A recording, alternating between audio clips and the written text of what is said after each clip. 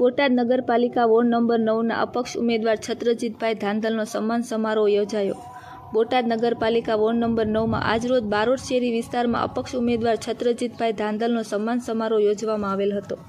આ કાર્યક્રમમાં મોટી સંખ્યામાં વિસ્તારના લોકો ઉપસ્થિત રહ્યા હતા। છત્રજીતભાઈને સાફો બાંધી ઢોલ નગારા સાથે સામૈયા કરવામાં આવેલ તેમજ શાલ અને પુષ્પમાળા દ્વારા ભવ્ય સ્વાગત કરવામાં આવ્યું હતું।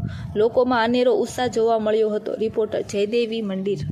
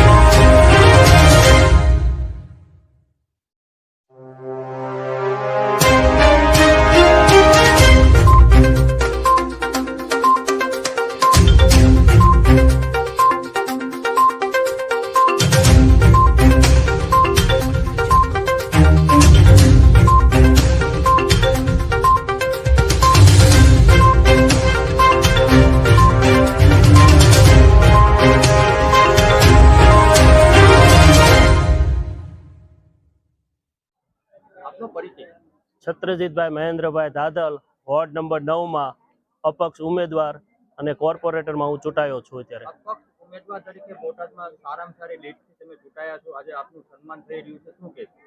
આજે હું ગર્વ સાથે કહું છું કે મારા વોર્ડ નંબર 9માં બારોટ શેરી, ભેરવા ચોક, જૂના રામજી મંદિર, પછી મોતીવીજીની શેરી, નીચલી શેરી, ઉપલી શેરી, જુમ્મા મસ્જિદ, નગીના મસ્જિદ અને હિપલી વિસ્તારમાં આજે જે લોકોએ મને પ્રેમ આપ્યો છે અને એક અપક્ષ તરીકે મને જે બહુમતીથી ચૂંટી કાઢ્યો છે તે બદલ હું તમામ મતદારોનો ઋણી રહીશ।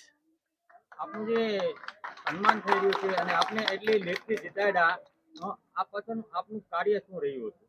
બસ હું લોકોની વચ્ચે સતત 11 મહિના હું ભારતીય જનતા પાર્ટીમાંથી કોર્પોરેટર તરીકે ચૂંટાયો હતો, પણ મારી સાથે કિન્નાખોરી કરી અને એક લાગવકશાહી કરી અને મારે કામ કરવાની પદ્ધતિ હું લોકોના નાના માણસનું પણ કામ કરતો હતો, છતાં પણ મને કાપવામાં આવ્યો છે।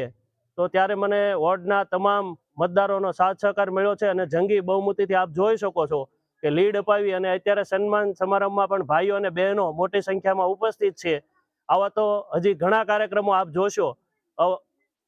આવનારા દિવસોમાં આપના દ્વારા કેવી કામગીરી કરવામાં આવશે?